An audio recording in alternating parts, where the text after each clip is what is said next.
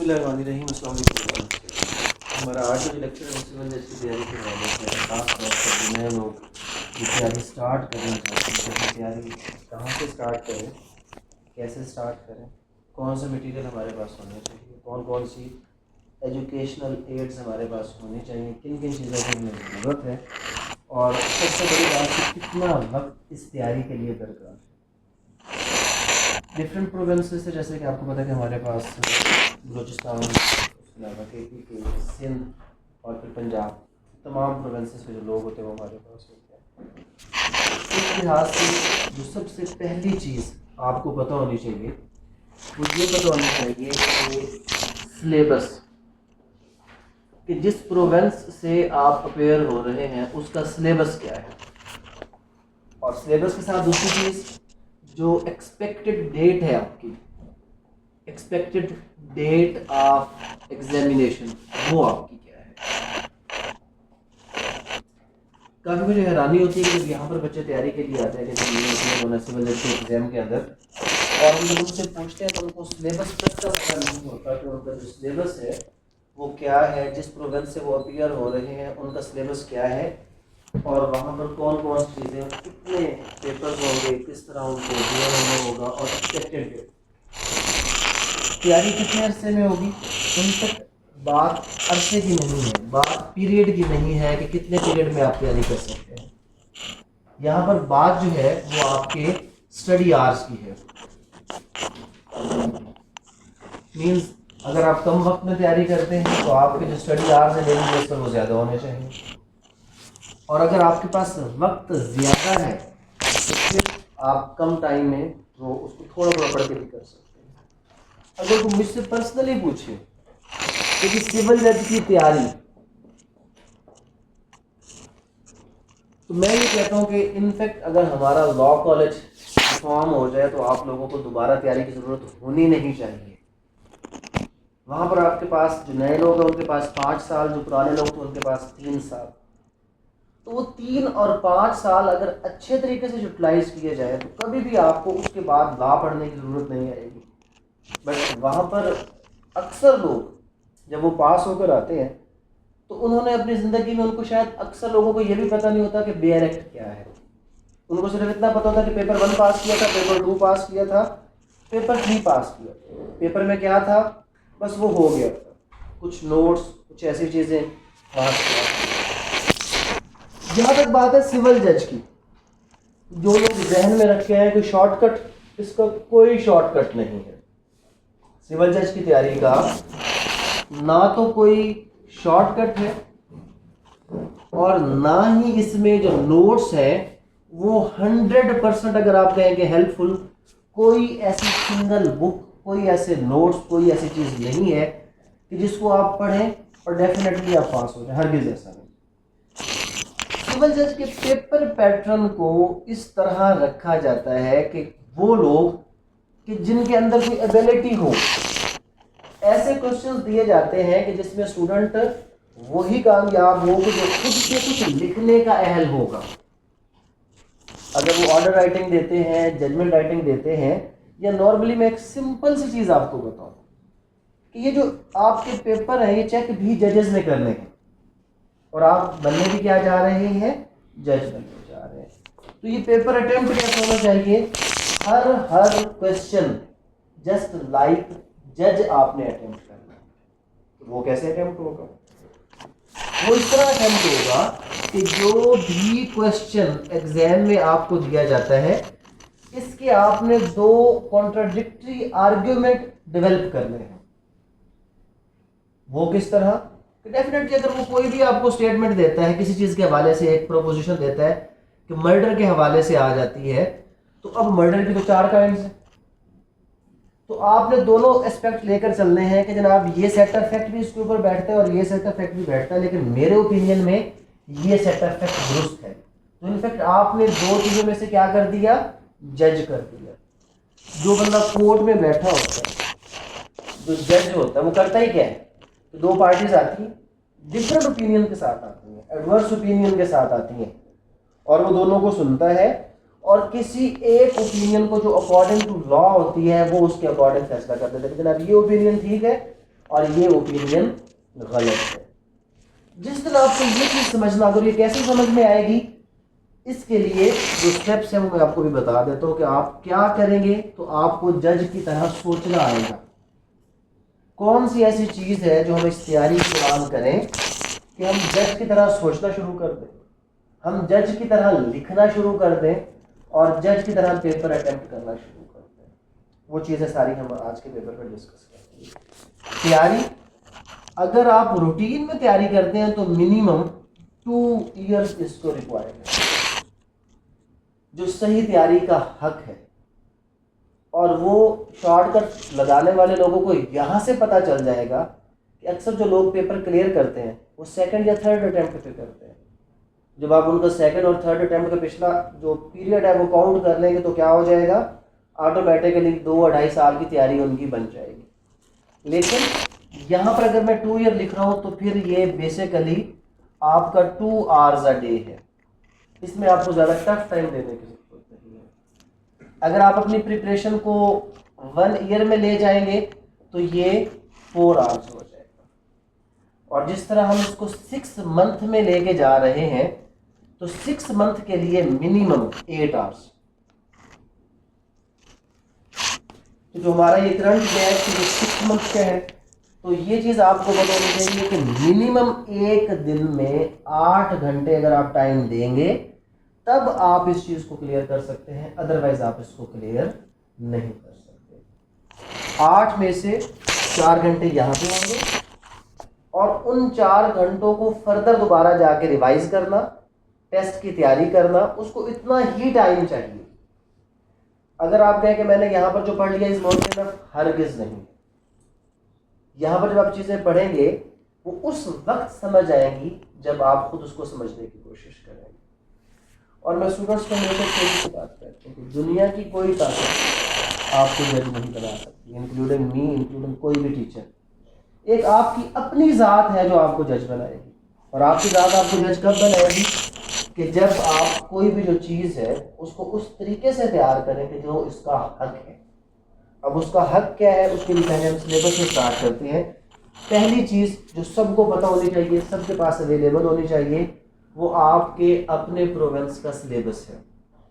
पंजाब से हम स्टार्ट करते हैं कि पंजाब का जिसका सिलेबस है, जो अभी आप लोगों को पता होगा कि इस बार दोबारा उसमें कुछ अमेंडमेंट्स आई और अमेंडमेंट के बाद जो पंजाब का सिलेबस है वो चेंज हो गया। अब पंजाब का जो मौजूदा सिलेबस है वो क्या है, पेपर्स का पैटर्न क्या है, पेपर्स के पैटर्न के लिए किस तरह हमें आगे चलना पड़ेगा, ये तमाम चीज़ें भी हम डिस्कस करेंगे। तो पंजाब के अंदर टोटल 7 पेपर्स हैं और हर पेपर के 100 मार्क्स हैं। जो भी मौजूदा पैटर्न है, पहले कुछ पेपर्स के 150 मार्क्स थे और कुछ के 100 मार्क्स थे। अब जो मौजूदा है वो 7 पेपर और हर पेपर के 100 मार्क्स, टोटल मार्क्स आपके कितने हैं, 700 मार्क्स आपके टोटल है इसके अंदर। जिसमें आपका जो पहला पेपर वो सिविल लॉ 1 का है, दूसरा पेपर आपका सिविल लॉ 2 का है। लेकिन हर पेपर के अंदर फर्दर फिर और मजीद चीजें हैं, जैसे कि सिविल लॉ 1 उसके अंदर कॉन्ट्रैक्ट एक्ट,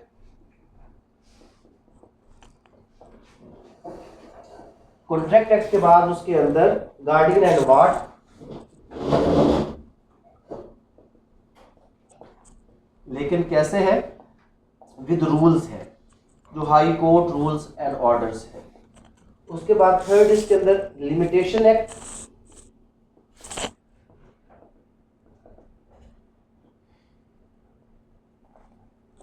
फिर उसके बाद 4th नंबर पे मुस्लिम फैमिली लॉज।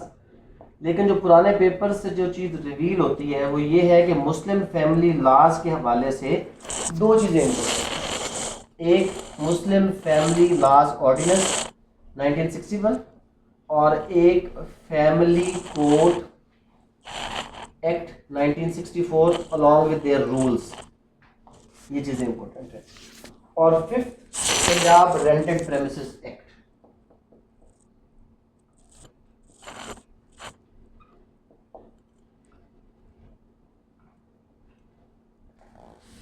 मजीद इस सिलेबस में आज ग्रुप्स में शेयर भी कर दूंगा ताकि आप लोग इसको क्लियरली देख सकें। सिर्फ मैं अपनी समझाने के लिए आपको कुछ चीज़ें लिखी हैं। अब यहाँ से आपको एक पता चलेगा कि जो एक सिंगल पेपर है, उस सिंगल पेपर के अंदर 1 2 3 4 5 और इसके अंदर आगे फर्दर 2 लाज, मतलब 6 to 7 लाज हैं, जिसमें कुछ लाज आप उसको कह सकते हैं कि इनके जो सेक्शंस हैं मोर देन 200 है, और कुछ उसमें ऐसे लाज हैं जिनको जो 30 to 40।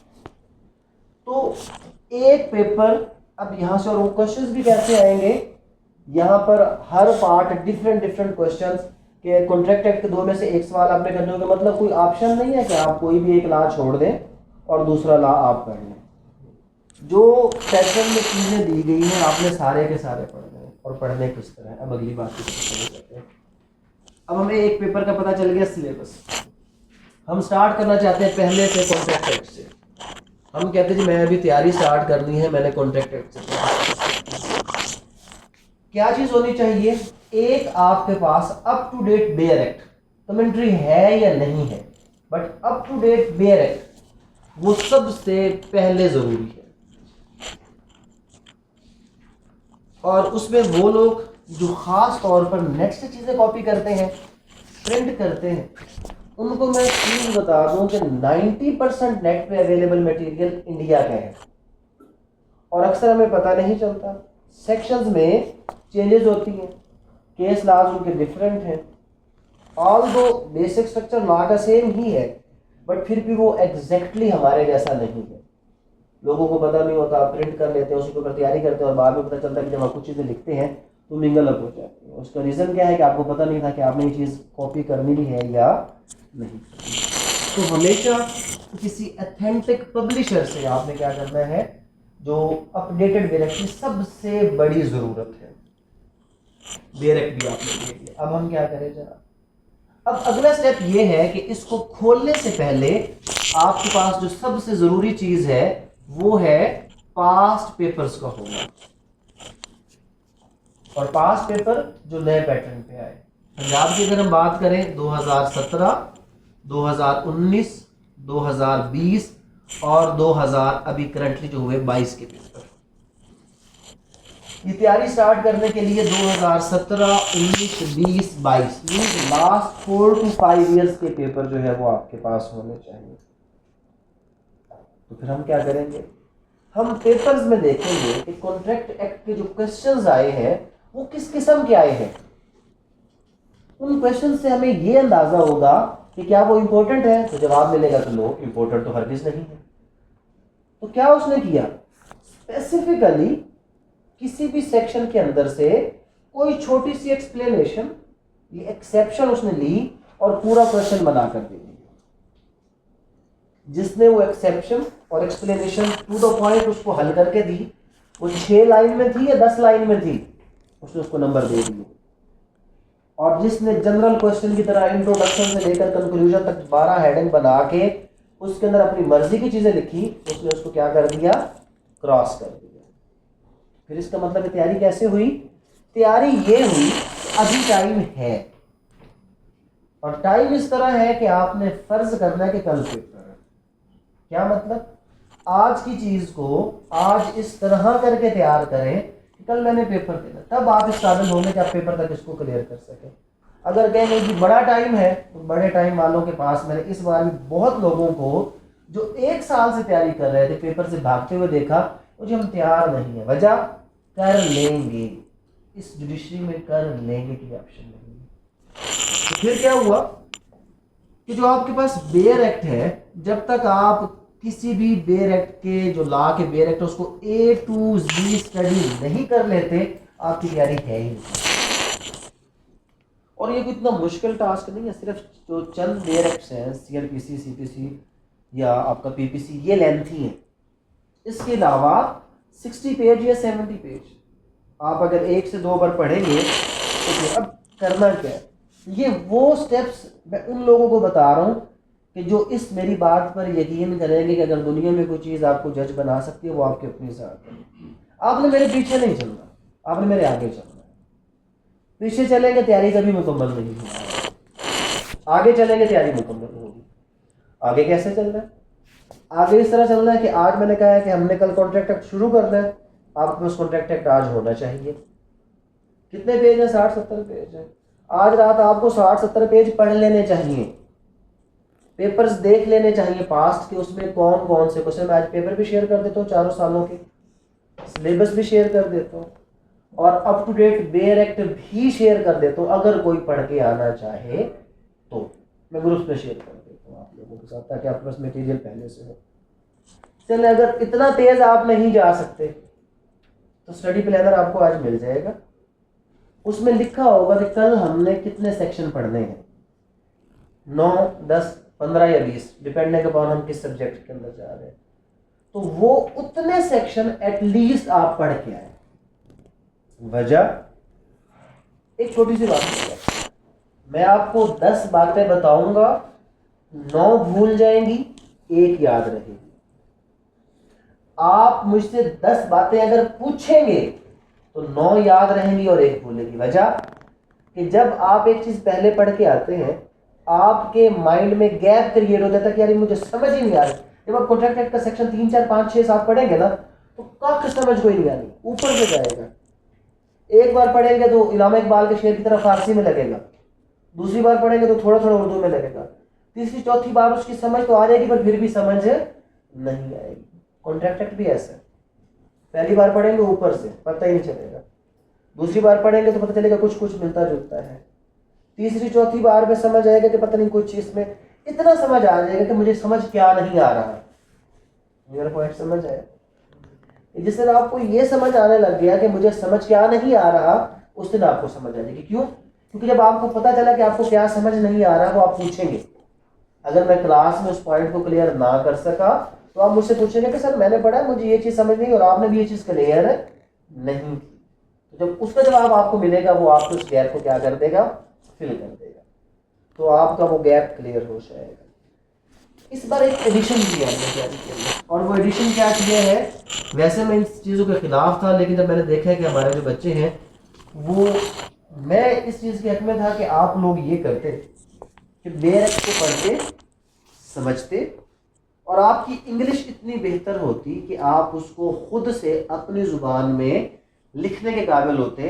लेकिन लास्ट सेशन में जो चीज़ हमने एक्सपीरियंस की है, 90% से ज़्यादा बच्चे खुद लिखने के काबिल नहीं है। उनके एक पैराग्राफ अगर हम उनको दे दें कि आप लिख कर दे दें, तो ग्रामेटिकली उसमें जो गलतियाँ होती हैं वो आप कह लें कि 50% से ज़्यादा गलत होती है। अब इसमें अक्सर हमारे कुछ पढ़े लिखे हजरात ये भी कहते नज़र आते हैं कि सर लॉ के पेपर में ग्रामर कौन देखता है? हर बंदा देखता है। जो लॉ का इवेल्युएटर है, जब आपका पेपर जाता है, पहले पैराग्राफ में जो आपकी ग्रामर के कमालात होते हैं, उसके बाद जो जहन में सेशनल नंबर होते हैं वो काट दिए जाते हैं। इस बंदे को ग्रामर नहीं आती, ग्रामर नहीं आती मतलब इसकी बेसिक एजुकेशन वीक है, या तो ये रटा लगा गया है या कहीं से इसको बस कोई और कोई इसका काम चल गया, ये बंदा कॉम्पिटेंट नहीं है। तो कॉम्पिटेंसी कहाँ से पता चलेगी? कि जब आपकी लिखी हुई चीज़ में नजर आएगा कि हाँ इसने जो चीज़ लिखी है वो वाकई जो है वो ग्रामेटिकली दुरुस्त है। अब ये हर बंदे के लिए पॉसिबल नहीं था, इसमें मैंने ऐड कर दिया अभी नोट्स। पैटर्न इस बार हमारा चेंज होगा, पढ़ेंगे section word to word, but along with their relevant questions. अगर मैंने आपको पहले 9 सेक्शंस पढ़ाए हैं कॉन्ट्रैक्ट एक्ट के, तो उसके अंदर से जो एक्सपेक्टेड क्वेश्चन आ सकते हैं या आए हैं, वो नोट्स की सूरत में मैं आपको सॉल्व फॉर्म कर दूंगा। अगले दिन आपने उसको तैयार करके आना होगा। हो सकता है कभी एक क्वेश्चन हो, और जैसे अगर कॉन्ट्रैक्ट एक्ट के पहले 9 क्वेश्चन की बात करूँ तो इसमें 10 क्वेश्चन बनते हैं 9 सेक्शन के अंदर। अगले कुछ ऐसे सेक्शन है जिसमें एक भी सवाल कोई नहीं बनना, लेकिन कुछ ऐसे सेक्शन है जिसमें बहुत ज़्यादा चीज़ें बनेगी। तो वो चीज़ आपको इसमें, हम इसको अपग्रेड कर रहे हैं नोट्स को। ये कोई वो वाले नोट्स पहले पुराने वाले नहीं है कि जिस तरह चलते हैं ना, जो पढ़ा उठा कर, ये वो वाले नहीं है। तो क्योंकि इनको मैं साथ साथ अपग्रेड करूँ तो ये वीकली बेस पर हम आपको देंगे। जो ये वीक स्टार्ट हो रहा है, जो चीज़ हमने इस हफ्ते पढ़नी है, कल आपको पहले मिल जाएंगे, ताकि आप परसों उसका टेस्ट तैयार करके आ सकें। यहाँ पर आपके पास बेयर एक्ट होना चाहिए, अकॉर्डिंगली हमने बेयर एक्ट से पढ़ना है, समझना है, बट तैयार क्या करने हैं हमने? क्वेश्चंस। टेस्ट किस चीज़ का होगा? आपका एग्जामिनेशन के हवाले से जो क्वेश्चंस होंगे उसका आपका टेस्ट होगा। तो ये नोट्स इस बार हमने ऐड कर दिए। फर्दर सिलेबस पहले कंप्लीट कर लें, फिर मैं आपको नेक्स्ट स्टेप की तरफ लेकर जाता हूँ। लेकिन पहली चीज़ आपको यहाँ पर समझ आ जानी चाहिए कि तैयारी करने के लिए आपके पास past paper, syllabus, up to date bare act और नोट्स एग्जामिनेशन की तैयारी के वो हम आपको प्रोवाइड करते हैं। और मोस्टली जो 80% नोट्स हमारे हैं उसमें मैंने बेरेक्ट इंक्लूड कर दिया, सिवाय 3 को छोड़ के, CPC, CRPC और PPC, इसमें मैंने इंक्लूड नहीं किया, थोड़े से लेंथी थे। बाकी जितने भी आपको नोट्स मिलेंगे वो अप टू डेटेड जो उसमें आपके बेरेक्ट्स हैं वो नोट्स के अंदर ही इंक्लूडेड है, वो आपको उसी फॉर्म के अंदर मिल जाएंगे। सेकंड पेपर की तरफ चलते हैं जनाब। तो यहाँ पर आपको पता चलेगा कि आपको इस काबिल होना चाहिए कि एक सिंगल डे में आपने जो पेपर देना है उसमें कम से कम 5 से 6 लाज। तो अब यहाँ पर क्या होता है कि हम टेस्ट लेते हैं, जैसे ही 20 से 40 सेक्शन करते हैं तो लोग रोने लग जाते हैं, सर वो 40 सेक्शन हो गए, 20 कर दें, थोड़ा कर दें। तो वो पेपर में भी रोते हैं कि हम 5 ला याद नहीं कर सकते। और एक अगली बात है आप सब लोगों में कि सर वो अक्सर लोग, जो मैंने एक चीज़ नोट की है, वो साथ साथ तैयारी नहीं करते। वजह क्या है? सर वो भूल जाएंगे, पेपर वाली रात याद कर लेंगे, भूलेगा नहीं। तो भाई एक छोटी सी चीज़ जहन में रख लें, पेपर वाली रात तो उसने याद होना चाहिए। पहली बात, भूलने का जवाब मैं भी दे देता हूँ, भूल जाएंगे, अल्लाह ताला का ये सिस्टम है। लेकिन जो चीज़ आपने नोट करनी है वो क्या नोट करनी है? आज अगर आप कॉन्ट्रैक्ट एक्ट के 10 से 15 सेक्शन पढ़ते हैं और करते कराते आप उसको याद करते जाते हैं, तो कॉन्ट्रैक्ट एक्ट आपको याद करने में या 10 से 15 सेक्शन जो है वो याद करने में हो सकता है आपको जो टाइम लगे वो कितना हो, तो 1 आवर टाइम होगा, पहला दिन है। जब आप इसको, जब हम सब्जेक्ट खत्म करेंगे आप उसको दोबारा याद करेंगे, तो इसी क्वेश्चन को याद करने के लिए आपको जो टाइम लगेगा वो कितना होगा, वो 30 मिनट्स का होगा। और जब आप इसको तीसरी बार याद करेंगे तो ये टाइम आपका आ जाएगा 5 to 10 मिनट्स। तो 5 to 10 मिनट्स मीन्स अगर आप इसके 30 क्वेश्चंस भी याद करते हैं तो टाइम कितना हो जाएगा आपका 150 मिनट्स। 150 मिनट्स का मतलब 2.5 आवर। तो 2.5 आवर, तो बाकी सब्जेक्ट्स छोटे हैं, तो आपका टोटल 10 आवर का स्टेप बनेगा रिवीजन का, और आपके पास पेपर के दरमियान कितना टाइम होता है, 10 आवर्स का टाइम ही होता है। तो इट मीन्स अगर आप इसको अभी याद करेंगे तो वो भूलेगा नहीं, याद होगा लेकिन बैक एंड पे चला जाएगा। फिर जब आप दोबारा करेंगे तो और कम टाइम पे याद होगा, फिर दोबारा करेंगे तो और कम टाइम पे वो चीज़ आपको याद हो जाएगा। अब एक चीज़ नोट करेंगे, जब मैं आपको पढ़ाऊंगा अक्सर ऐसा होगा कि मैं जब कोई भी लेक्चर स्टार्ट करूंगा तो मेरे पास नोट्स मौजूद होंगे, मैं वहां से आपको चीज़ें सीक्वेंस में पढ़ा रहा हूँगा। लेकिन जब क्लास एंड होगी 30 मिनट के 40 मिनट्स के बाद, तो मैं आपको जो उसको एक रीकैप दे रहा हूँ वो विदाउट एनी मटेरियल होगा। रीज़न क्या हुआ कि हम भी इंसान हैं, मुझे भी भूल चुका था, इसलिए मैंने साथ हेल्प रखा ताकि मुझे भूले ना। लेकिन उससे मैंने हेल्प ले ली, बट 30 मिनट में मुझे वो सारी चीज़ें रिवाइज हो गई और मैंने आपको फिर 5 मिनट में उसका रीकैप दे दिया। तो जब आप इसको इस तरह करके 2 या 3 बार करेंगे तो आप भी किस काबिल हो जाएंगे कि आप 5 मिनट में उसको क्या कर सकें, रीकैप की तरफ ले जा सकें। तो ये कब होगा, जब आप साथ साथ चीज़ें याद करते जाएंगे। हमारी साथ साथ चीज़ें कैसे चलेंगी? जब कॉन्ट्रैक्ट एक्ट होगा, एक आपका डेली बेस का टेस्ट होगा, जो डेली बेस पे टेस्ट होगा वो आज का कल, जो आज पढ़ा उसका कल टेस्ट। वैसे हम वीकली पे लेकर जाएंगे पर वीकली पे बर्डन बहुत ज़्यादा हो जाएगा, तो हमने यही डिसाइड किया है कि हम फ्राइडे को पहले कर रहे थे कि हम फ्राइडे को एक टेस्ट डे कर दें कि जिसमें हम आपका एक कंपोजिट टेस्ट दे रहे हैं। लेकिन हमने फ्राइडे का कंपोजिट टेस्ट ख़त्म कर दिया है और जो 4 to 7 टाइम था इसको हमने चेंज करके 3 to 7 कर दिया है, और 3 to 4 हमने डेली पेपर कर दिया, ताकि साथ साथ जो चीज़ें आप याद करते जाएंगे तो आपको भूलेंगे नहीं। तो फिर फ्राइडे को क्या होगा, फ्राइडे को कंप्लीट किसी सिंगल सब्जेक्ट का पेपर होगा जो हम कंप्लीट करेंगे। मीन्स जब कॉन्ट्रैक्ट पूरा होगा तो जो रेलेवेंट उसका नेक्स्ट फ्राइडे होगा उस दिन पूरा कॉन्ट्रैक्ट एक्ट हमारा जो है उसका पेपर होगा, और ये 3 आवर का पेपर होगा। 3 आवर का पेपर किस लिए? इस बार फिर मैंने बहुत से लोगों से ये कहते सुना कि जी 2 सवाल छूट गए, क्यों? और जी टाइम मैनेज नहीं हो सका। टाइम मैनेज तब होगा जब आपकी 3 आवर में 5 क्वेश्चन को अटेम्प्ट करने की प्रैक्टिस होगी, तो टाइम मैनेज होगा। विदाउट प्रैक्टिस आप इस टाइम को मैनेज नहीं कर सकते। तो फ्राइडे कंपोजिट टेस्ट हमने रखा है जो किसी भी मुकम्मल सब्जेक्ट का होगा, और जो डेली बेस आपका पेपर होगा 3 चीज़ें लेकर हम चलेंगे रोज़ाना की बुनियाद पर। वो जो हमारा पेपर पैटर्न है वो मैं अभी आपको समझा देता हूँ, लेकिन उससे पहले मैं जल्दी जल्दी भी आपको बताता हूँ जो हमारा पंजाब का सिलेबस है, ताकि आपको अंदाज़ा हो जाए कि अभी जो अमेंडेड सिलेबस हमारा आया है पंजाब का वो क्या है। सिविल लॉ 1 का पेपर मैंने आपको बता दिया, फिर सिविल लॉ 2 का पेपर है, सिविल लॉ के 2 पेपर हैं। सिविल लॉ 2 में सबसे पहली चीज़ सीपीसी। अब सीपीसी इटसेल्फ आपको पता है उसके 2 पोर्शंस हैं, ऑर्डर्स और सेक्शंस। और उसके बाद ये क्रिटिकल इसलिए हो गया कि पंजाब के अंदर 20% सीपीसी चेंज हो गई है। अदर प्रोविंसेस से पंजाब की सीपीसी 20% चेंज्ड है। प्रोसीजर अब प्री ट्रायल प्रोसीडिंग की वजह से कंप्लीटली चेंज हो गया, और बाकी चीज़ें उसमें भी जो चेंजेस आई हैं वो 20% चेंज है। अब यहाँ पर अगर आप गलत बुक ले लेते हैं, अप टू डेट नहीं है इस वक्त, अभी तक सीपीसी की करंट अगर मैं कहूँ तो सिंगल पब्लिशर की भी अप टू डेट बुक नहीं आई।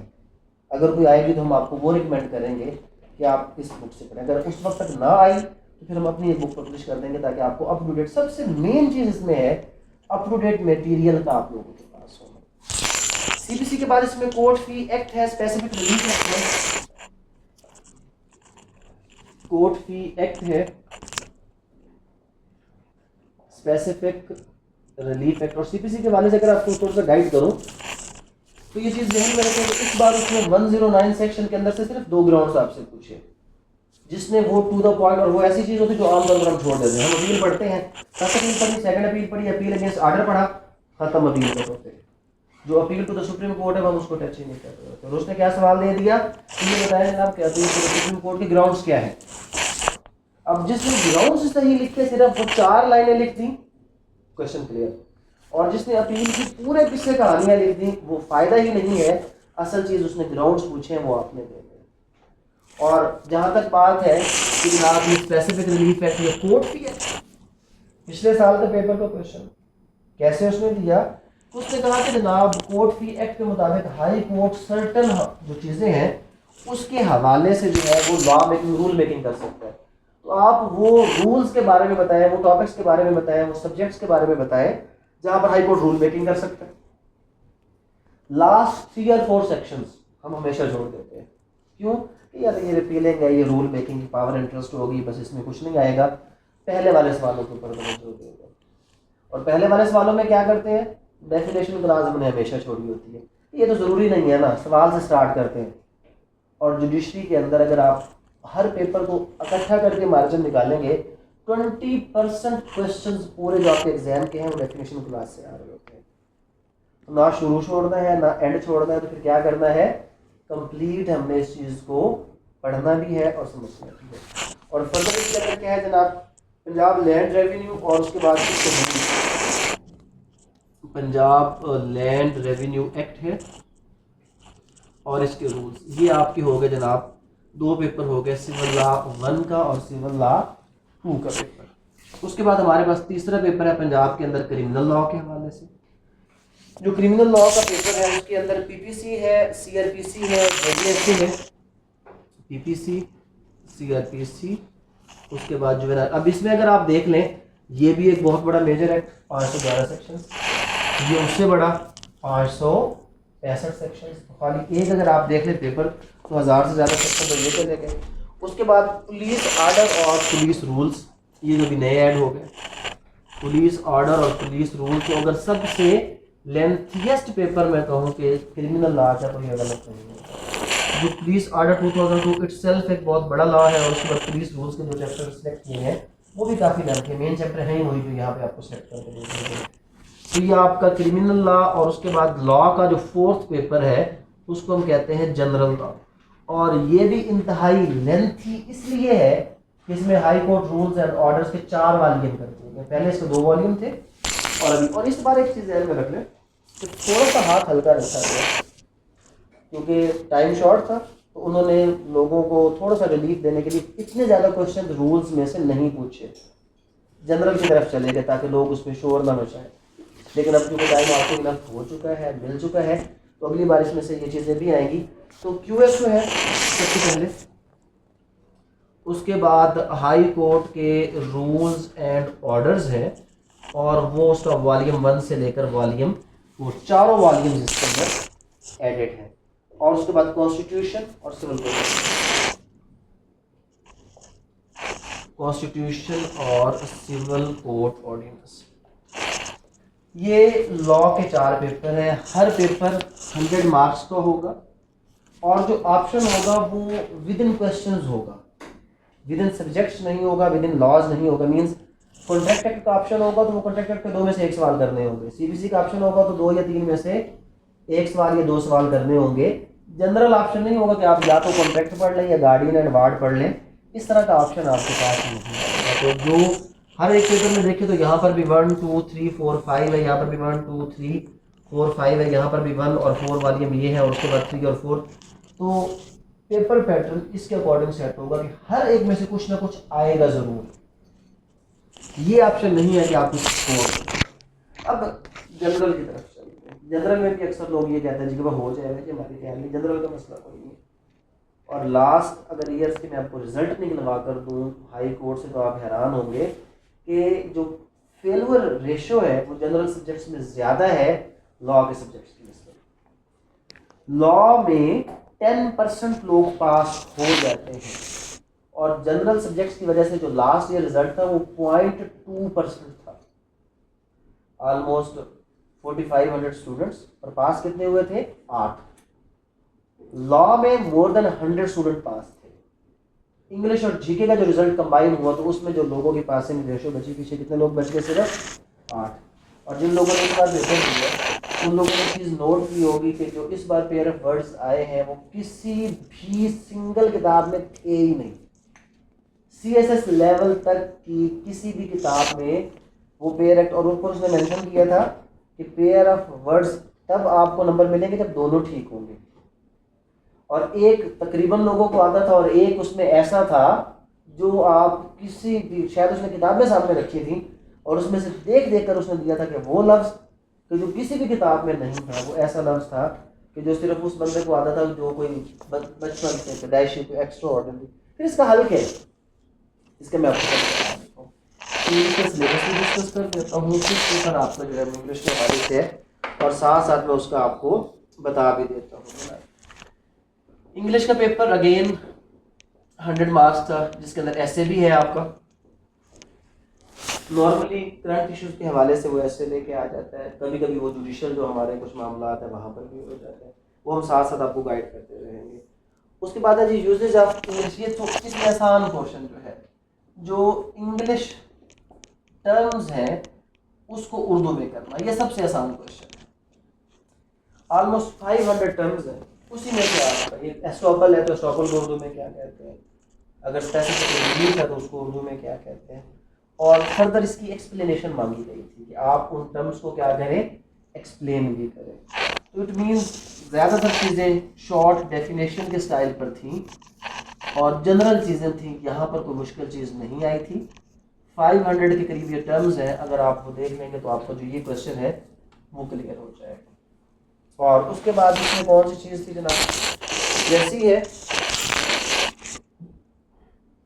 और ट्रेसी के साथ कंपोजिशन है। इसमें हमारा पैटर्न क्या होगा, क्योंकि जब हम बात करेंगे टर्म्स यूजेज और उसके अलावा जो ग्रामर की बात करेंगे तो ग्रामर की यूजेज में वो इडियम देगा और पेयर ऑफ वर्ड्स देगा। यहाँ पर या तो सही या गलत, तीसरी ऑप्शन नहीं। ये नहीं है कि जनाब कुछ नंबर दे दे आपको, गलत तो सारे गलत, सही तो सारे सही। ये सिर्फ वो बंदा करेगा जिसकी वोकेबलरी स्ट्रॉन्ग है, जिसकी वोकेबलरी में वो वर्ड्स मौजूद है। तो फिर इसका हल क्या है? इसका हल है कि हम आपकी जनरल राइटिंग स्किल्स जो इस सूरत में आपके पास होंगी, हम इनको इम्प्रूव करने की कोशिश करेंगे। Almost 50 marks general writing skill है और 50 मार्क्स वो पर्टिकुलर है कि जो शायद आपको आ जाए और शायद हो सकता है कि आपको वो चीज़ ना आए। अगर आपने इसके ऊपर पूरा फोकस किया होगा और यहाँ से आप 35 to 40 मार्क्स लेने के काबिल हो जाएंगे तो यहाँ से आने वाले 10 से 15 मार्क्स आपको पेपर पास करवा सकते हैं।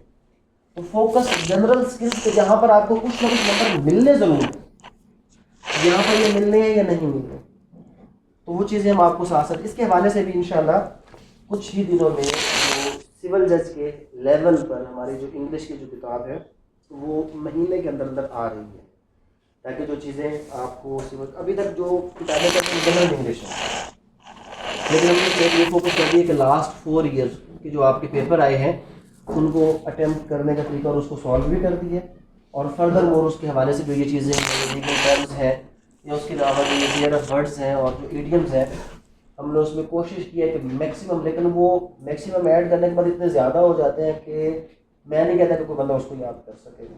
तो वो याद आप जो यहाँ पर फोकस करना है, इसकी बजाय अगर आप अपना फोकस यहाँ पर लेकर आ जाए तो आप लोगों के लिए बेहतर हो जाएगा, थोड़ा सा आसान है। क्वेश्चंस बात, जितने भी क्वेश्चंस होंगे सब के जवाब आपको देंगे। क्वेश्चंस का कोई डेफिनेट नंबरिंग का इंग्लिश का पैटर्न नहीं है, कभी ऐसे 50 मार्क्स होता है और कभी ऐसे क्या हो जाता है 30 टू 50 मार्क्स, कभी पेयर ऑफ वर्ड्स और इडियम्स 10 मार्क्स के होते हैं और कभी कितने हो जाते हैं 20 मार्क्स के हो जाते हैं। प्रेसी और कंपोजिशन के हवाले से कभी वो एक पैराग्राफ दे देता है, उसी के एंड पे 10 नंबर के क्वेश्चन होते हैं और 5 नंबर की प्रेसी हो जाती है, कभी 10 नंबर की सेपरेट प्रेसी हो जाती है और कभी वो इसमें लेटर भी दे देता है। डेफिनेट नहीं है, हर बार अगर आप देखेंगे तो सिलेबस चेंज हो रहा है। हम इसमें क्योंकि लेटर भी कभी आ जाता है तो हम इसमें लेटर्स भी करेंगे, जो जो चीज़ें आती हैं वो करेंगे। मार्क्स का कोई एक डिफाइंड सिस्टम नहीं है कि जी 50 नंबर का ही ऐसे आना है या 30 नंबर का ऐसे आना है या 20 नंबर का ऐसे आना है। हर साल पेपर में कभी 5 क्वेश्चन होते हैं तो अलग मार्किंग होती है, 7 होते हैं तो मार्किंग चेंज हो जाती है, वो हर साल का अलग पैटर्न है। जीके का पेपर चढ़ा, इस बार भी इसमें बहुत से लोग शोर मचा रहे थे। जीके के पेपर ये भी 2 हिस्सों में आएगा, एक इसका एमसीक्यूज बेस्ड होता है, जनरली 50 मार्क्स एमसीक्यूज बेस्ड होते हैं और 50 मार्क्स जनरल होते हैं। अच्छा, अब जो एमसीक्यूज और जनरल की अगर मैं बात करूँ, जनरल का वैसे जो एक स्टैंडर्ड पैटर्न था वो ये था कि यहाँ पे इस्लामियात का क्वेश्चन आएगा, उसके बाद पाकिस्तान अफेयर्स से क्वेश्चन आएगा, एवरीडे साइंस और जीके। एक्चुअली ये इसका पैटर्न था, लेकिन अगर आप इस साल देखें तो उसने क्या किया, उसको पूरा फोकस किसके ऊपर था, पाकिस्तान अफेयर्स। जो क्वेश्चंस आपके इस साल आए वो सारे के सारे पाकिस्तान अफेयर्स थे। तो यहाँ पर भी आप उसको ये नहीं कह सकते कि जनाब आपने ये करना ही करना, हमने ये चीज़ें करनी है और हो सकता है वो किसी एक चीज़ के अंदर से पेपर ले ले। तो इस हवाले से भी, जीके के हवाले से भी, लेकिन इसको एटलीस्ट जो है वो 3 मंथ्स लग जाएंगे हमारी बुक को, क्योंकि हमारा जो पहला फोकस है वो हम आपको ला की नोट है तो हम आपको साथ साथ वो प्रोवाइड कर देंगे पहले 3 मंथ्स की, उसके बाद हम आपको जनरल की तरफ लेकर मिल जाएंगे। बिफोर पेपर, बिफोर कंपटीशन आपकी जो प्रिपरेशन है ये आपको मिल जाएगा। और उसके बाद 7वां पेपर है जी उर्दू का। इसमें बहुत ज़्यादा लोग फेल होते हैं और ख़ास तौर पर जो प्राइवेट स्कूलों के पढ़े हैं लोग वो ज़्यादातर फेल होते हैं, उनको हो, हैं, हूँ, इन चीज़ों का पता नहीं होता। तो जनरल यहाँ की जो तैयारी है उर्दू के लिए, जो लोग इंग्लिश मीडियम से आए हैं या जिनका फॉरेन से पढ़ के आए हैं वो क्या करें, उनको चाहिए कि वो यहाँ पे 9th क्लास से स्टार्ट कर लें। 9th क्लास की जो उर्दू की ग्रामर एंड कंपोजिशन की किताब है उसमें मौजूद पहले वोकैबुलरी अपने बिल्ड करें, वाहिद जमा मुज़क्कर मुअन्नस वगैरह की सूरत में, फिर उसके बाद यहाँ पर जो ज़रबुल इमसाल है उसकी सूरत में, और फिर उसके बाद फ़िक्रात की जो दुरुस्तगी है यहाँ पे इसकी सूरत में। जब ये आपकी वोकैबुलरी बन जाएगी तो तब आप उर्दू का जो मजमून है वो लिखने के काबिल हो जाएंगे। लिटरेचर अब इसमें से निकाल दिया गया है और उर्दू जो मौजूदा उसमें यूजेज ऑफ लीगल टर्म्स है, उर्दू कंपोजिशन है, कंप्रीहेंशन है और उर्दू ऐसे है। और यहाँ पर अक्सर ट्रांसलेशन भी आ जाती है, एक पैराग्राफ होता है उसको आप इंग्लिश में ट्रांसलेट कर दें या इंग्लिश को उर्दू में ट्रांसलेट कर दें। तो ट्रांसलेशन ये आपका टोटल पंजाब के हवाले से जो है वो ऑलमोस्ट KP और पंजाब का अगर मैं कहूँ तो 90% सिलेबस सेम है, सिर्फ कंपोजिशन थोड़ी सी ऊपर है, पेपर्स का पैटर्न थोड़ा सा चेंज, अदरवाइज जो सिलेबस है वो सेम है। सिंध का सिलेबस कोई सिलेबस नहीं है, सिंधु धरती वाले बादशाह लोग हैं, जो उनका दिल चाहे, जहां से उनका दिल चाहे वहां से पेपर। पिछले साल CRPC में से 22 क्वेश्चन आए, जो उनका एक पहला टेस्ट होता है स्क्रीनिंग का, दूसरा होता है सब्जेक्टिव का जो कल हुआ, और अल्हम्दुलिल्लाह कल वाले टेस्ट में हमारे जो 30 में से 25 के करीब बच्चे हैं उनका जो अभी तक रिस्पॉन्स है वो बहुत से ज़्यादा अच्छा है कि सर हमारा 90% प्लस पेपर तो हम बिल्कुल ठीक अटेम्प्ट करते हैं। तो इंशाल्लाह वहाँ से भी हमारा उम्मीद है कि उनका पेपर जो सिंध की अगर मैं बात करूँ, KPK के मैंने आपको बता दिया, KPK तो ऑलमोस्ट सेम है। तो KPK वालों के जो पंजाब का जो है इसमें कुछ चीज़ें कम है, KPK में ज़्यादा नहीं है। हाँ, उसमें इस्लामिक जूरिस्प्रूडेंस पेपर में ऐड हो जाता है, जो कि पंजाब के अंदर इस्लामिक जूरिस्प्रूडेंस है। बाकी जब रेंटेड प्रेमिसेस ना की बात करेंगे तो सिंध में सिंध का आ जाएगा, पंजाब में पंजाब का आएगा, लेकिन है एक ही। 2 या 3 सेक्शन में स्लाइड चेंजेस होंगी, वैल्यूज के अंदर चेंज होगा, अदरवाइज लॉ दोनों का क्या है वो बिल्कुल सेम, उसमें फर्क नहीं है। जब हम बात करेंगे सिंध की तो इस बार उसने क्या किया कि सीआरपीसी, पीपीसी, क्यूएसओ, सिर्फ क्या किया, किसी से 1 एमसीक्यू या 2 एमसीक्यू, पीपीसी में से भी क्या किया 1 या 2, इसी तरह जो क्यूएसओ है वहां पर भी सेम किया, और कॉन्स्टिट्यूशन जो मेजर थे उनको 1-2 से ऊपर लेकर ही नहीं गया। और 18 माइनर एक्ट्स थे जहां से उसने 1-1, 2-2 सवाल करके ये 50 सवाल जो लॉ के पोर्शन के थे वो कंप्लीट किए थे। तो मतलब क्या हुआ, कोई डेफिनेट वहां पर नहीं है। इसी तरह जो पेपर सब्जेक्टिव, सिंध के 2 पेपर होते हैं, एक सब्जेक्टिव होता है, एक ऑब्जेक्टिव होता है। सब्जेक्टिव का भी कोई सर पाँव नहीं है। जनरल 8 लॉज ऐसे हैं जिसमें से सवाल आते ही आते हैं, और कुल मिलाकर 15 लॉज बन जाते हैं कि जहां पर कभी कोई क्वेश्चन आ जाता है। और सिंध का सबसे बड़ा इशू ये है, ऑप्शन नहीं होती, 100% आपने अटेम्प्ट करना होता है, और एक पेपर में क्वेश्चंस की तादाद 20 से ज्यादा होती है। 6 क्वेश्चन नहीं होते, एक ही पेपर होता है, 20 से ज्यादा क्वेश्चंस होते हैं। शॉर्ट आपने सबको क्या करना होता है, अटेम्प्ट करना होता है, जवाब देना होता है। उसमें कोई किसी किस्म का एग्जाम याद है कि 9 में से 5 सवाल करने हैं, केपी के हैं 9 में से 5 सवाल करने हैं 10 में से, वहाँ पर 6 सवाल होंगे या 8 सवाल होंगे, हर सवाल के 10-10। अभी जो कल पेपर आया है उसमें 2 सवाल ऐसे हैं जिनके 10-10 पार्ट्स हैं, टोटल 8 सवाल हैं, कुल मिलाकर वो 30 के बिल बन जाते हैं। और कोई ऑप्शन किसी में भी नहीं है। सिंध के अंदर देखा जाए तो आसान है, बट जो अच्छे तरीके से तैयार करेगा उसके लिए इंतहाई आसान है। जो उसको जान छुड़ाने वाले स्टाइल में करेगा तो एक भी सवाल रहेगा तो पेपर आएगा। और जहाँ तक बात है बलूचिस्तान के सिलेबस की, तो बलूचिस्तान के सिलेबस के लिए मैं ये आपको बताता चलूँ कि उनका सिलेबस बहुत ही डिफाइंड सिलेबस है। टॉपिक्स बता दिए, ऑलमोस्ट 60 टॉपिक्स हैं। सिविल लॉ का एक पेपर होता है, और 60 टॉपिक्स हैं जो क्रिमिनल लॉ के पेपर के, जो बलूचिस्तान के लोगों में उनके साथ शेयर करता हूँ। उन्होंने टॉपिक बता दिए, पूरा पीपीसी नहीं है, पूरा सीआरपीसी नहीं है, पूरा क्यूएसओ नहीं है। जो टॉपिक आपके पेपर में आ सकते हैं, जो आते हैं, वो टॉपिक्स की लिस्ट दे दी गई है हर सब्जेक्ट के अंदर से निकाल के। स्पेसिफिक रिलीफ एक्ट के 5 टॉपिक है, बस ये 5 टॉपिक आपने करने हैं, इसके अलावा कुछ नहीं आएगा। तो वहाँ पर सिलेबस डिफाइंड है, वो टॉपिक्स की सूरत में है, और वहाँ से पेपर आएगा। तो ये तो हमारे जो चारों प्रोग्राम हैं उनके सिलेबस के हवाले से कि जनाब सिलेबस हमारा क्या है। अभी हमें सिलेबस, सबसे पहले मैंने आपको कहा कि आपको सिलेबस का पता चला। अब आपके पास होने चाहिए पास्ट पेपर। पंजाब के लिए लास्ट 4 ईयर के जरूरी है, मैं ग्रुप में शेयर कर देता हूँ। लास्ट 4 ईयर नहीं, लास्ट 4 जो पेपर्स थे वो जरूरी है, जो न्यू पैटर्न के मुताबिक आए थे। तो सिलेबस के बाद किताब को हाथ लगाने से पहले किसी भी सब्जेक्ट जो हम शुरू करेंगे उसके सारे क्वेश्चन हम एवेल्युएट करेंगे, ताकि पढ़ते हुए पता हो कि हमने क्या चीज़ पढ़नी है और क्या चीज़ हमने नहीं पढ़नी। प्रोपोजिशन बेस्ड क्वेश्चन आ रहा है तब हमें पता हो, सिंपल क्वेश्चन आ रहा है तब हमें पता हो। तो ये दूसरी चीज़ होगी आपके पास पास पेपर। और तीसरी चीज़ मैं आपको बता चुका हूँ कि आपके पास क्या होना चाहिए, बेयर एक्ट। अब फर्दर कुछ चीज़ें पंजाब के हवाले से मैं आपको बता देता हूँ। पंजाब के हवाले से तैयारी में एक और चीज़ जिसका बहुत ज़्यादा अमल दखल है वो कोर्ट प्रैक्टिस है। लेकिन कोर्ट प्रैक्टिस के हवाले से ध्यान में रखें, अगर आपने कोई चैम्बर ज्वाइन कर लिया तो फिर आपका सारा दिन गया, क्योंकि चैम्बर है सुबह 9 से शाम 6-7 तक, आप कभी भी तैयारी नहीं कर सकते। लेकिन चैम्बर ज्वाइन नहीं करना, बट आपने प्रैक्टिस जरूर करनी। वो फिर कैसे करनी है, वो फिर हम कोशिश कर लेंगे कि जिन लोगों को शौक होगा हम उनको कोर्ट भेज देंगे। ये उसका एक सेकंड ऑप्शन है, और वो ये है कि एटलीस्ट अगर आप वाकई अपनी तैयारी करना चाहते हैं तो 5+5 सिविल और क्रिमिनल, ये complete A to Z files आपने पढ़नी है। अब ये मेरे पास एक फाइल पड़ी है, ये क्रिमिनल जो पूरी फाइल होती है वो कम अज कम। वकील के दफ्तर में कभी पूरी फाइल नहीं होती। वकील के दफ्तर वाली फाइल लेंगे तो आधी चीजें आपके पास, जिस साइड का वो वकील है वो आ जाएंगी, और अपोजिट की चीजें क्या हो जाएगी, रह जाएंगी। आप जज तो फिर नहीं बने। जज कब बनेंगे, जब आपके पास क्या चीजें आएंगी, दोनों साइड की चीजें आएंगी, दोनों साइड के आर्ग्यूमेंट्स आएंगे, डॉक्यूमेंट्स आएंगे, प्लीडिंग्स आएंगी, तो फिर आपको इस चीज का पता चलेगा।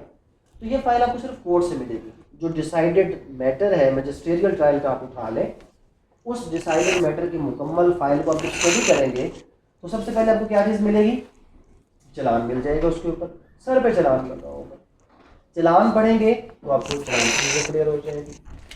फिर फर्दर चलान जमा होने के बाद कोर्ट ने सबसे पहले क्या करना है, जो आपका पेपर में क्वेश्चन भी आता है, कोर्ट क्या करेगा, चार्जशीट बनाएगा। जब आप इस चलान को पढ़ के इसके साथ जो लगी FIR है ना, वो प्रोपोजिशन है। पेपर में क्या आता है, प्रोपोजिशन आती है कि जिसके ऊपर चार्ज फ्रेम करें।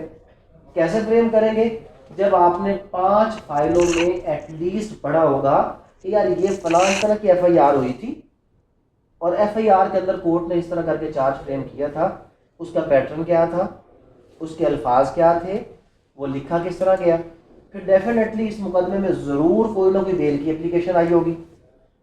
जब बेल की एप्लीकेशन आई होगी तो उसके अंदर कोर्ट की जजमेंट भी आई होगी, फैसला भी आया होगा, ऑर्डर भी आया होगा।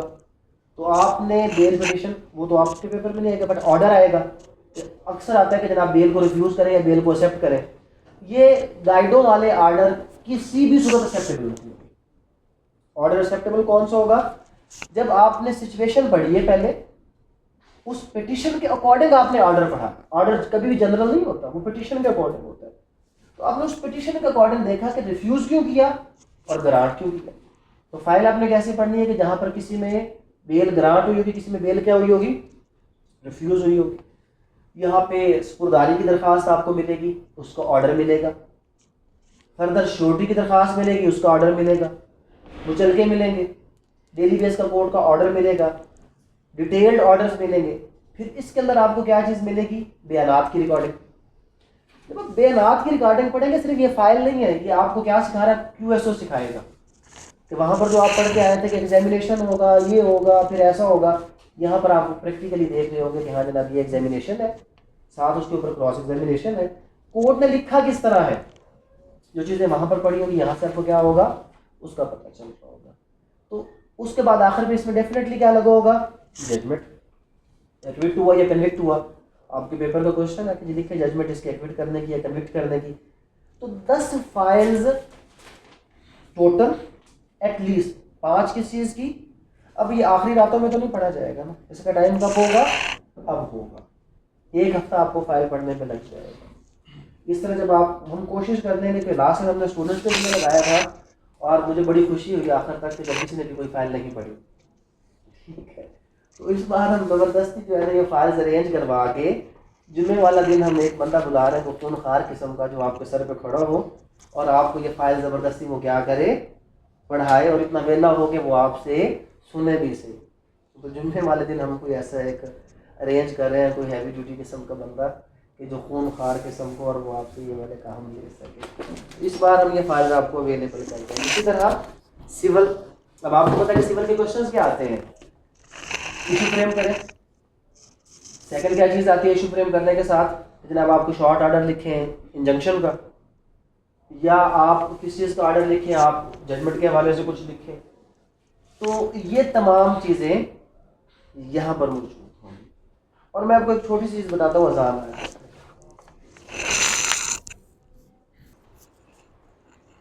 अच्छा, इसमें क्या चीज़ आ गई कि ये 5 फाइल्स और 5 फाइल्स, क्योंकि मैं आपको बता रहा था अपने बारे में कि जब मैं सिर्फ टीचिंग कर रहा था तो CPC का पहला क्वेश्चन है जो LLB का इंतहाई अहम है, आपको पता है कि ऑर्डर, डिक्री और जजमेंट का क्वेश्चन रिपीटेडली आ जाता था। तो हम LLB वालों को ट्यूशन वगैरह पढ़ाते थे, क्लास में भी पढ़ाते थे। तो मैंने कई लोगों से पूछा कि यार ये मुझे समझाओ। हर बंदा अपनी अपनी बात करता, मुझे समझ नहीं आई कि ये है क्या।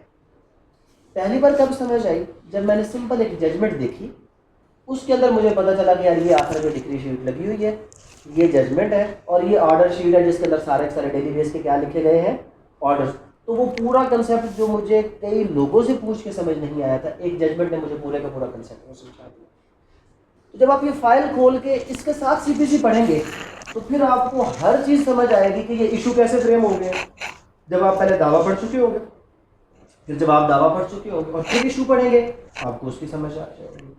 उसके बाद जब आप फर्दर उसकी जजमेंट के अंदर आप देखेंगे कि उसको किस तरह plaintiff side, defendant side, issues, arguments, उसको समझ करके किस तरह उसने जजमेंट की है, और फिर आखिर की जो डिक्री शीट ड्रा की है उसके अंदर किस तरह कास्ट दी है, क्या इंटरेस्ट दी है।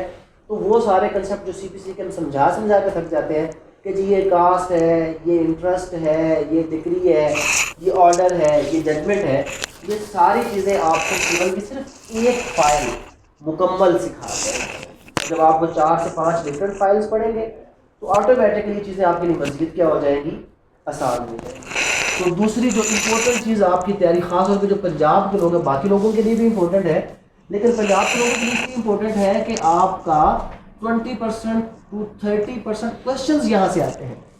प्रैक्टिकल बेस्ड क्वेश्चंस होते हैं कि जिसके अंदर ऑर्डर राइटिंग, जजमेंट राइटिंग, उसके अलावा आपका चार्ज फ्रेम करना या चार्ज फ्रेम करने के साथ साथ इशू फ्रेम करना, या इस तरह के जो क्वेश्चंस हैं वो आप यहाँ से अटेम्प्ट करने के काबिल हो सकते हैं। तो ये जनरल चीज़ें होगी। अब थोड़ा सा मैं डिस्कस कर लेता हूँ जो हमारा यहाँ पे पैटर्न होगा तैयारी का, फिर आप लोगों के क्वेश्चन ले लेते हैं कि यहाँ पर जो हम तैयारी स्टार्ट करेंगे उसका क्या तरीकाकार होगा, किस तरह हम इन चीज़ों को कंटिन्यू करेंगे और कैसे लेकर चलेंगे। टाइमिंग 3 to 7 PM हमने कर दी है। 3 to 4 PM ये डेली बेस्ड टेस्ट है, और ये टेस्ट किस चीज़ का है, प्रीवियस डे का। मीन्स जो हम कल से क्लास स्टार्ट करेंगे, जो हम ट्यूसडे को पढ़ेंगे वो हमने हर हाल में उसका वेंसडे को टेस्ट देना होगा। ये दोबारा हमें बताना ना पड़े, ये एक प्री डिफाइंड चीज़ है। आज का टेस्ट कल होगा, इसमें कोई शक नहीं। 4 डेज ये सेम सीक्वेंस हम फॉलो करेंगे, और जो 5th डे होगा यानी कि फ्राइडे जो होगा, फ्राइडे को हम जब सब्जेक्ट कंप्लीट होगा, पहले हफ्ते में सब्जेक्ट कंप्लीट नहीं हो रहा होगा, दूसरे हफ्ते से ये यानी कि पहले वीक में फ्राइडे आपकी क्लास में होगी, दूसरे वीक से आगे फिर हर वीक में कोई ना कोई सब्जेक्ट ज़रूर कवर अप हो रहा होगा। तो जो वीकली आपका पेपर होगा फ्राइडे को, वो कंप्लीट जो आपका सब्जेक्ट है, कोई भी एक सब्जेक्ट कंप्लीट, और जब पेपर कंप्लीट हो जाएगा फिर वीक का पेपर उस दिन फ्राइडे को हो जाएगा। और जो फ्राइडे को पेपर अच्छे तरीके से नहीं देंगे, उनका सैटरडे का ऑफ नहीं होगा। ये उस वक्त तक वो लोग पेपर देंगे जब तक उनका पेपर ठीक नहीं हो जाएगा। ये नहीं कि पेपर दे दिया सही है गलत है जान छूटी, हरगिज़ नहीं। जो नहीं पेपर देगा उसके लिए सिंपली 2 चीज़ें हैं वैसे, एक है फाइन और एक है उस्ताजिया तरीका। अब 2 किस्म के लोग होते हैं, कुछ ऐसे होते हैं जो देहाती इलाकों से आते हैं, जहाँ पर वालिदैन जो बच्चों से लेकर जाते हैं ना, तो उस्ताद जी को हवाले करते हुए कहते हैं, उस्ताद जी बस गोश्त तो आटा थे, हड्डियाँ साड़ियाँ। सुना ये टर्म आपने अक्सर, हमारे भी बुजुर्ग में स्कूल में छोड़कर उन्होंने कहा था कि जी उस्ताद जी गोश्त तो आटा थे, हड्डियाँ साड़ियाँ, बस का साड़ा सिद्ध होना चाहिए था। एक ये ठीक है। दूसरे फिर कुछ हमारे मम्मी डैडी लोग होते हैं जिन्होंने घर में कभी अब्बा जी से भी नहीं सुनी होती बात, अब्बा जी को कहते हैं आपको नहीं पता कि लॉ के अकॉर्डिंग आप मुझे डांट नहीं सकते, तो डेफिनेटली वहाँ पर हम इधर उनके बारे में, उनके लिए फिर हमारा दूसरा तरीका क्या होता है, उनके लिए तरीका होता है फाइन वाला, कि हम उनको प्यार से हंसते हुए कि बेटा आप इतना फाइन जमा कर दें। तो ये दोनों तरीके हमारे पास अवेलेबल है, वो फिर हम आपसे डिस्कस कर लेंगे कि ऑप्शन ए में कौन से लोग जाएंगे और ऑप्शन बी में। लेकिन जान उस वक्त नहीं छूटेगी जब तक आप टेस्ट क्लियर नहीं करेंगे। ये सिंपल सी चीज़ आपकी है। पढ़ेंगे क्या 4 to 5 ये डेली बेस पर हमारी जनरल क्लास होगी। इस जनरल क्लास के अंदर जो फर्स्ट 2 डेज है वीक के, यानी कि मंडे और ट्यूसडे, हम इंग्लिश पढ़ेंगे।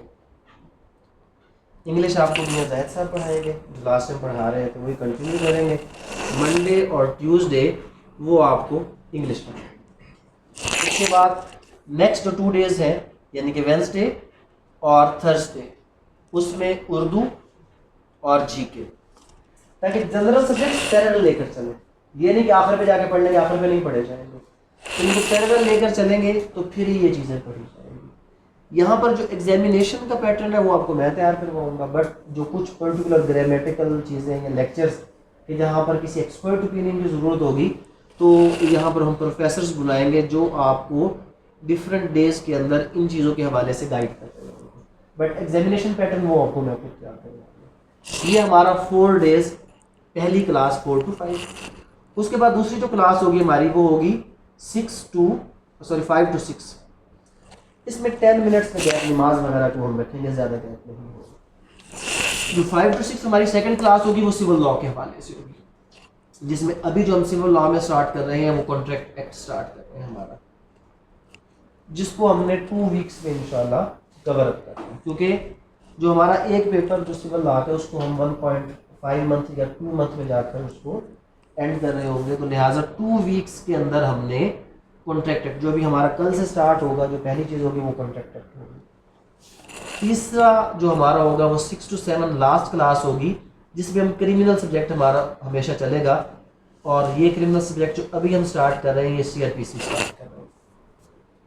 तो करंटली तीनों जनरल क्लासेस के सब्जेक्ट ये फ्रॉम द वेरी फर्स्ट में हमारा स्टार्ट हो जाएंगे, सिविल के अंदर हमारा कॉन्ट्रैक्ट स्टार्ट हो जाएगा, और क्रिमिनल के अंदर हमारा CRPC स्टार्ट हो जाएगा। जब ये ख़त्म होंगे तो फिर दरमियान में हम थोड़ा सा क्विक करने के लिए कुछ जो माइनर एक्ट्स हैं वो कवर अप करेंगे, और उसके बाद फिर हम किस तरफ चले जाएंगे, अगले मेजर की तरफ। तो यहाँ से जो हमारा CRPC चलना है, या जो हमारा QSO है, सॉरी PPC और QSO, ये इसी सेम टाइम पर चलेगा, और इसी तरह जो हमारा CPC है, फैमिली लॉज है, या जो भी सिविल की चीज़ें हैं वो 5 to 6 के टाइम में चलेंगी, जो क्रिमिनल की चीज़ें हमारी वो 6 to 7 के टाइम पर चलेंगी, और उसके बाद जो जनरल चीज़ें हैं वो 4 to 5 के टाइम पर चल रही होगी, और वीकेंड पे जो सब्जेक्ट कंप्लीट हो रहा होगा उसका, और जो डेली पेपर होगा वो तीनों चीज़ों का होगा, 2 सूरत में पेपर होगा।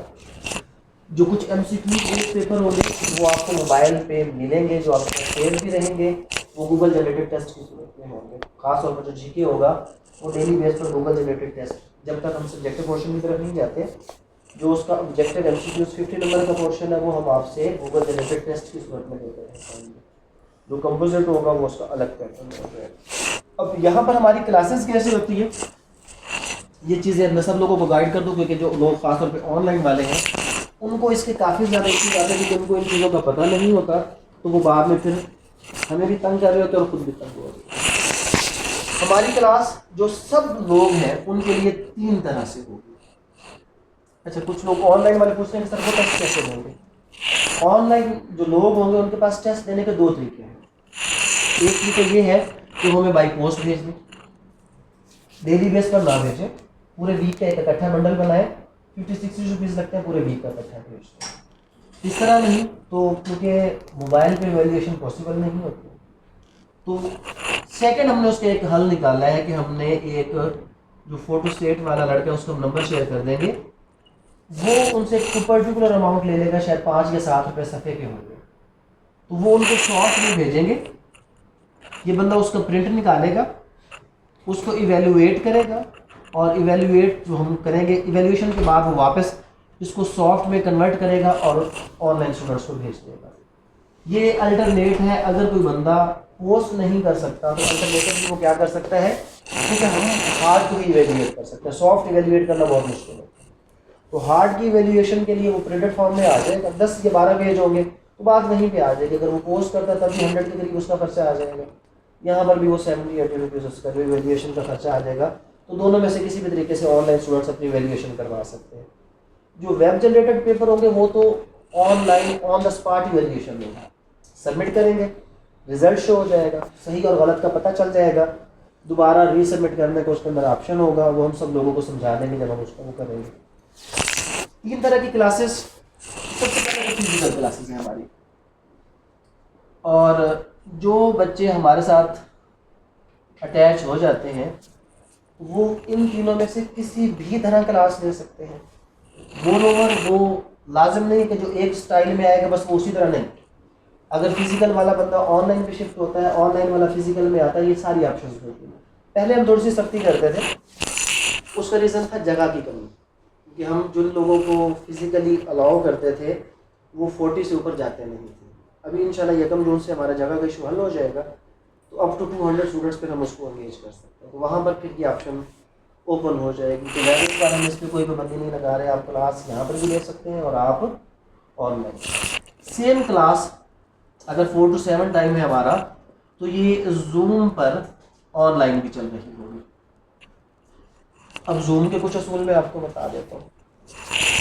जूम का पहला असूल ये है कि हम सब लोगों को माइक उनका म्यूट रखते हैं। अगर म्यूट ना रखें तो इतना शोर आता है कि मैंने तो अपना स्पीकर ऑफ किया होगा लेकिन बाकी पूरी क्लास क्या हो रही होगी, डिस्टर्ब हो रही होगी।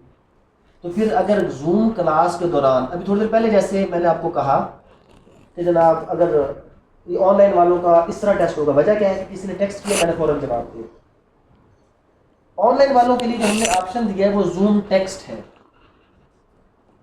और ये उस सूरत में ही आप इससे फ़ायदा ले सकते हैं कि जब इसको पॉजिटिव यूज़ करेंगे।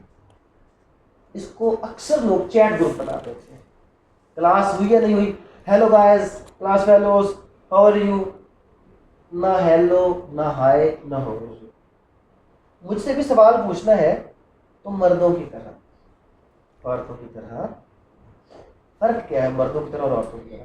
क्योंकि लड़की सवाल पूछती है, अस्सलाम वालेकुम सर, ऐसे जी वालेकुम सलाम, सर कैसे हैं आप, जी ठीक हूँ, सर एक सवाल पूछ लूँ, जी पूछे, अच्छा नहीं सर, और खुद आके बंदे डायरेक्ट जो सवाल पूछना वो सवाल पूछ लें, ना सलाम करें, ना इजाज़त लें, ना कुछ और करें, आपने 3 सवाल ज़ाया कर दिए। अगर टू द पॉइंट किसी ने अपना क्लियर कट जो उसकी क्यूरी, जैसे मैं भी लेक्चर दे रहा हूँ, किसी ने पूछना था कि सर हमारा टेस्ट कैसे होगा, अगर यहाँ पर सिर्फ मुझे ये नज़र आता कि सर हमारा टेस्ट कैसा होगा, तो मैंने फ़ौरन उसको देखना है और उसका जवाब मैंने आपको क्लियर कर देना कि बेटा आपका टेस्ट इस तरह होगा। क्योंकि क्लास के दौरान मेरी टेक्स्ट के ऊपर नज़र होती है कि अगर कोई वैलिड क्वेश्चन आता है तो मैं उसको एंटरटेन कर देता हूँ। अगर ड्यूरिंग क्लास नहीं एंटरटेन करता तो फिर क्या होता है कि जैसे मैं क्लास ओवर करूँगा आप लोगों को भी टाइम दूंगा और ऑनलाइन वाले बच्चों को, लेकिन उसमें अगर मैं 70 में से 60 मैसेज वो पढ़ूंगा जो ये होंगे कि यूँ हो गया, इस पर शिकायतें नहीं लगानी। शिकायतें, सर लेक्चर नहीं मिला, ये नहीं हुआ, वो नहीं हुआ, वो मैं आपको पहले बता देता हूँ। जूम की ऑनलाइन क्लास होगी, इसमें डेफिनेटली जो ये आप कंप्लेन करते हैं कि जब मैंने पहला कोई भी क्लास स्टार्ट होती है मैं सबसे पूछता हूँ कि जी आवाज़ आ रही है, आप मुझे ओके कर देते हैं, इसका मतलब अब ये क्लास मेरी तरफ से स्मूथ है। किसी को आवाज़ नहीं आ रही तो हो सकता है उसका अपना इशू। अगर 70-80 स्टूडेंट्स हैं क्लास में और उसमें से 4-5 को आवाज़ नहीं आ रही, 60-65 को आ रही, तो उसका मतलब है मेरा एंड क्लियर है, आपके एंड पे मसला है। तो ये मैसेज बार बार करना, सर आवाज़ नहीं आ रही, उसको आपने अवॉइड करना है। उसका सोल्यूशन क्या है, ये क्लास जूम पे है और ये क्या हो रही है, HD फॉर्मेट में रिकॉर्ड हो रही है। ये जो HD फॉर्म में ये आपकी क्लास रिकॉर्ड हो रही है, ये आपको नेक्स्ट डे इसलिए डेफिनेटली अभी क्लास ख़त्म होगी 7 बजे, नेक्स्ट क्लास होगी 9 बजे तक ख़त्म होगी, और क्योंकि ये हैवी ड्यूटी फाइल्स होती हैं 10 GB की, 8 GB की, तो इसको अपलोड करने में 5 to 6 आवर लग जाते हैं। तो ये रात के वक्त अपलोड होगा और नेक्स्ट डे 12 to 2 PM तक ये आपको अलाउ हो जाएगा।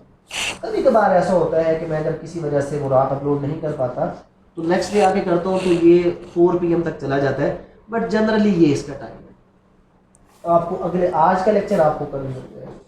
इस बार हम कोशिश कर ज़रूर रहे हैं कि हम थोड़ा सा टाइम ऐसा चेंज करें कि अगर कोई लोग अगले दिन क्लास की तैयारी करके आना चाहें तो हम उनको सेम डे पर ले जाएं, लेकिन ये इतना पॉसिबल है नहीं। बट उसमें ये हो सकता है कि हम जो बच्चा है उसको हम घर से कह के घर से वो अलाउ कर दें, छुट्टी करके वो चला जाए, तो हो सकता है कि हम इसको 12 बजे रात तक हम आपको अलाउ कर दें, बट ये हो सकता में है अभी तक। कोशिश हमारी है, क्योंकि हमने ये किया जैसे पिछली बार हमने बच्चे का टाइम रात 2 बजे तक कर दिया, वो 2 बजे अलाउ करके जाता था, और मेरे पास स्टैटिस्टिकल डाटा आता है कितने लोगों ने देखा और कितनी देर देखा।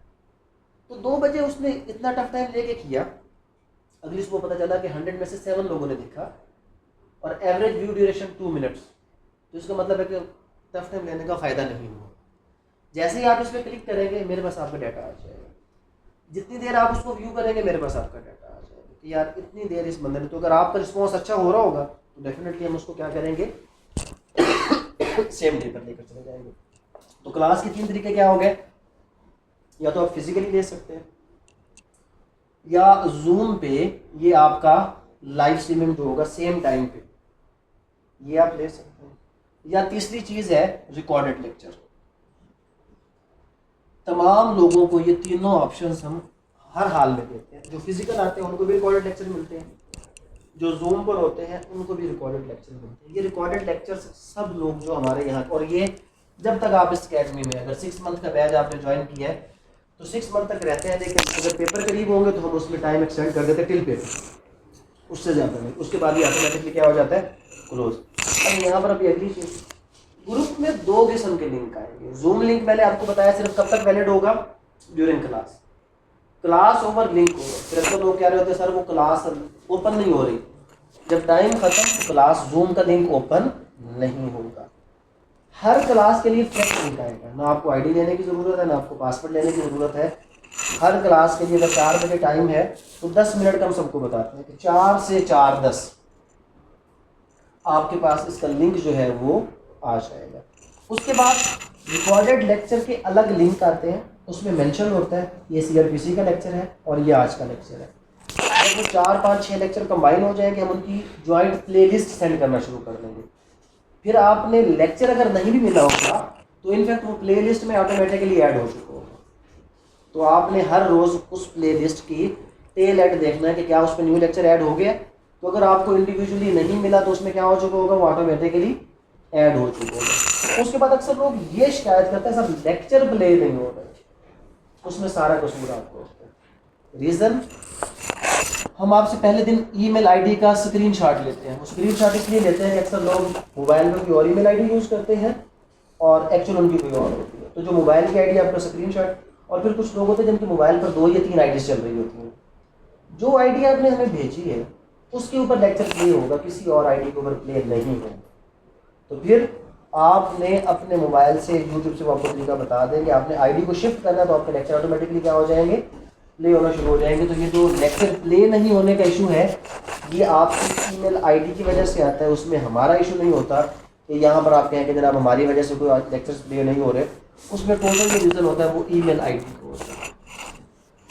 ये मेन चीज़ें हैं। यहाँ पर जो लोग फिजिकली आएंगे उनकी इस वीक तक हम उनको टाइम दे देते हैं, हम फाइल्स अवेलेबल करवा देंगे, वो अपनी फाइल्स अरेंज करेंगे।